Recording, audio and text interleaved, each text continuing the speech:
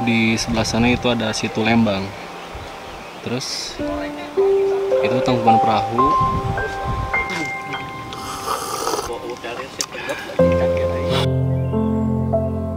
Udah lama nggak ketemu nih. Setelah akhirnya menunggu cukup lama, kawan saya pun tiba.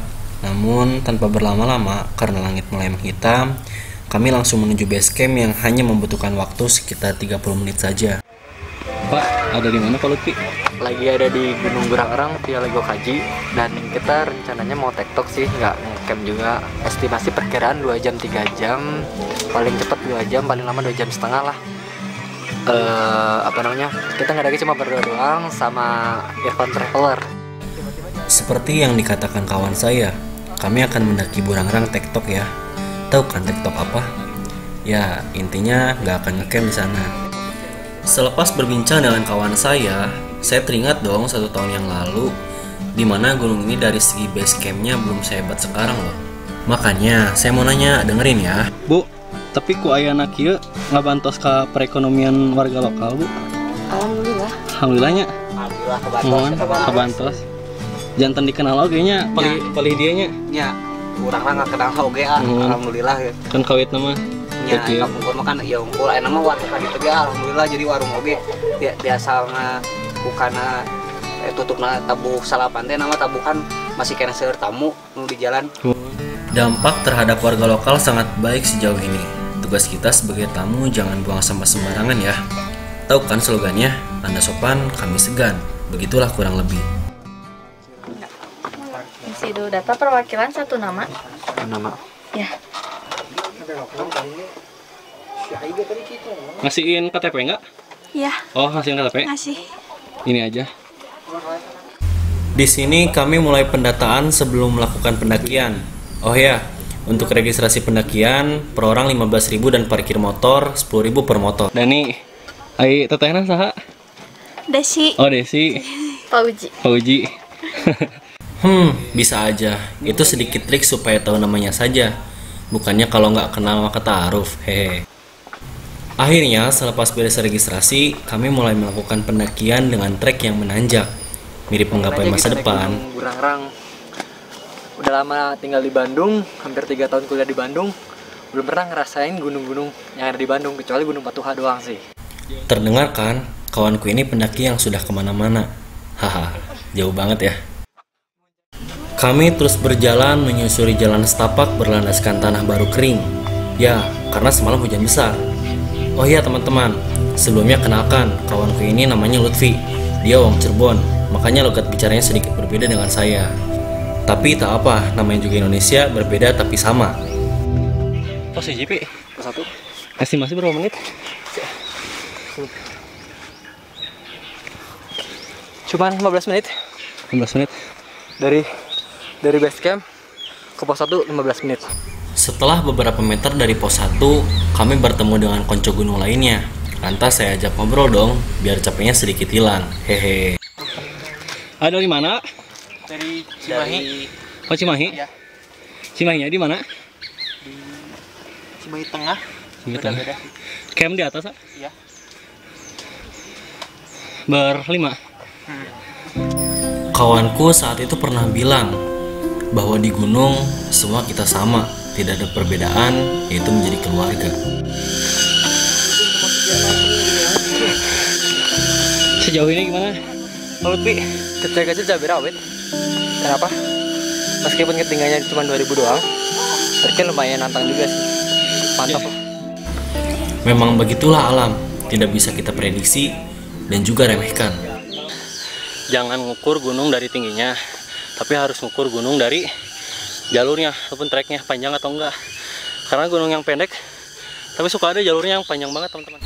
Di tengah perjalanan, kami penasaran kepada mereka, karena sejauh kaki melangkah, mereka selalu berbarengan dengan kami. Gak ada dana. Dana kurang. Dari niat doang. Niatnya Dari niat. gabut. Gabut di mana ada kerjaan. Rebahan mulu. Tadi saya bertanya kepada mereka, motivasi mereka tektok itu apa? Cuman Atau gak diajak? males ah. Males? Kesini juga maksain ah. Nyari jodoh maksain. lagi we. Saran saya nih ya. Saran saya, kalau naik gunung jangan sama pacar, jangan sama cewek. Ya. Nanti itu kenapa? Saya ngalami sendiri. Resiko. Di gunung itu bukan masalah resiko. Di gunung itu kita disayang, di kota kita ditinggalin. Berdasarkan pengalaman pribadi. Sepertinya pengalaman yang sangat menyakitkan sekali teman-teman. Untung saja saya belum pernah. Jangan teman-teman. Hahaha.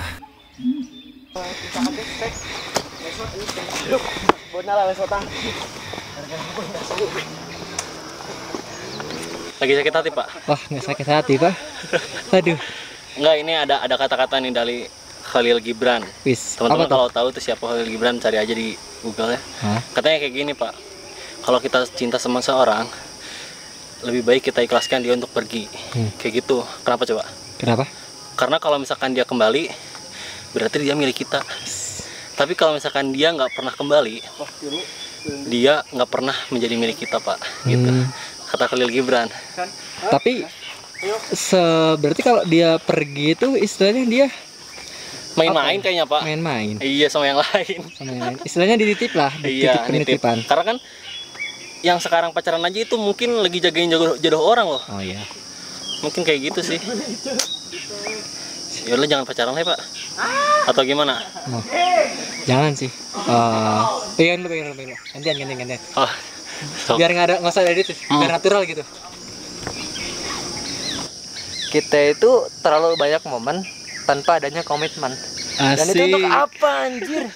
Terlalu banyak katakanlah kita jalan bareng apa segala macam, tapi kita sendiri komitmen kita itu apa? Komitmen kita itu cuma buat pacaran, buat main-main doang, atau itu pacaran buat kedepannya serius gitu. Oke. Itu kata-kata bijak apa terlatih dari patah hati, Pak? Kadang biasanya kata-kata gitu ya.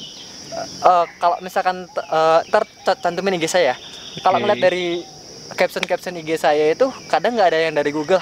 Berani taruhan gue nggak ada yang di Google, karena apa yang caption ada di IG saya itu Dari hati. pure murni apa yang dari hati dan apa yang saya ngerasain sendiri. Kadang gini nih, gue pernah bikin caption di Gunung Slamet. Di Gunung Slamet tuh gue bikin caption kayak gini: selamat pagi para pejuang yang tidak pernah diperjuangkan. Anjir, gue tuh karena apa? Dulu itu waktu gue di Slamet, gue tuh lagi perjuangin cewek, dan cewek itu gak perjuangin gue gitu, dalam artian Berjuang sendiri. berjuang sendiri. Namanya konteks cinta itu yang namanya cinta itu saling memperjuangkan. Kalau misalkan kita sendiri yang berusaha, kita sendiri yang berjuang, nah itu namanya bukan cinta. Apa, Pak? Gitu. Yang namanya cinta sepihak. Oh, iya. Karena gini, Pak, dari Sujiwo Tejo pernah bilang loh. Apa tuh? Berjuang tidak sebercanda itu. Iya, berjuang tidak seperti itu. Untuk teman-teman, jangan jatuh cinta bersama partner pendakiannya. Hahaha. Semangat. Bu masih semangat, Bu? Masih semangat dong. Karena mau pulang. Berapa jam tadi naik, Bu?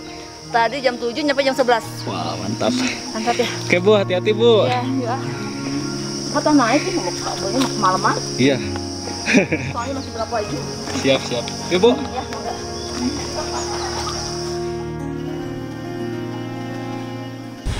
Oke. Kita mau nyampe pos 3. Pos 3 di depan.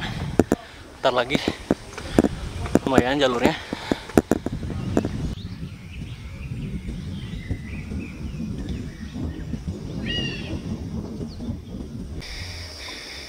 Oke nih, di sini saya nemu plastik.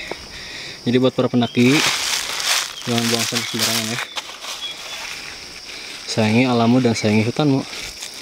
Karena di sini banyak hewan yang harus hidup dengan sejahtera. Oke.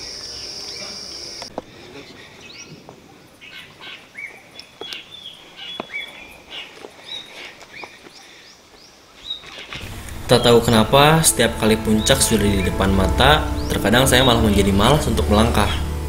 Entahlah. Tapi saya teringat, jika hidup untuk diam, lebih baik kita mati. Karena hidup adalah sebuah petualangan yang harus diperjuangkan.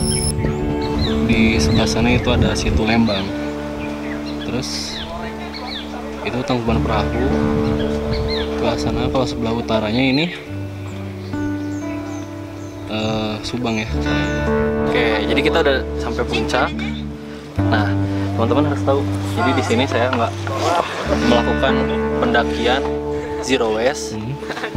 Apa sih zero waste itu? Jadi pendakian yang tidak menghasilkan sampah, yang bisa lambat terurai di sini gitu, ataupun nggak sama sekali membawa sampah.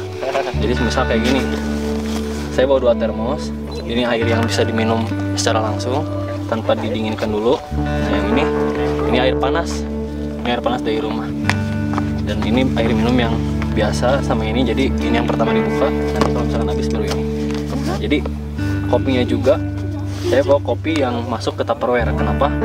Karena kalau misalkan kita bawa sampah, coba teman-teman bayangin aja, kalau misalkan bawa sampah dari gunung di bawa-bawa seperti ini, di gendong gitu, sebenarnya tuh boleh sah aja gitu, cuma kan ini opini saya gitu, ribet sih menurut saya ya. Jadi kalau misalkan memang bisa dan memang sudah paham zero waste itu pendakian seperti apa, lakukanlah gitu. Dan memang ketika kita mendaki dan ingin mencoba pendakian zero waste, jangan sampai terbebani dengan kata zero waste. Jangan sampai wah harus zero waste banget, enggak. Tapi kita kan belajar itu juga bisa gitu. Semua kehidupan ini tak akan pernah jauh dari sampah. Namun, apakah kita mau berdiam diri saja? Ya sudah, mari kita berbincang sambil menenyuh kopi hitam. Pasti enak, hehe. Jadi agenda sekarang kita ngopi ya,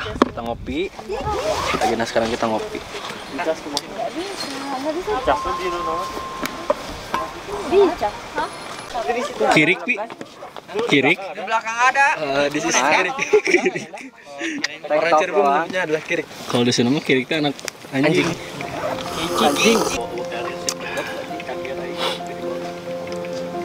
Jadi besok turun jam berapa? Aing sendok lagi terima di Siang kan panas, malas jadi pagi we bawah. Manusia adalah makhluk yang tidak bisa berdiri sendiri. Bahkan untuk bersanding pun kita butuh orang lain. Nampak saat ada di hutan, semua menjadi kawan, bahkan menjadi keluarga. Dingin yang menusuk tubuh pun akan terasa menjadi hangat jika ada kamu di sampingnya. Ya sudah, karena warna langit sudah menjadi merah saga, bukan artinya tidak rindu ya. Tapi kami harus segera berkemas dan kembali ke base camp. Yaudah duluan ya. Duluan. Yuk duluan. Hati-hati ya. Nggak corona, santai. Iya. Sampai jumpa di pendakian selanjutnya. Sampai bertemu. Tunggu Cikura itu. Ya. Ayo. Bulan depan. Yang di dalam yuk, duluan. Ya. Hati ya.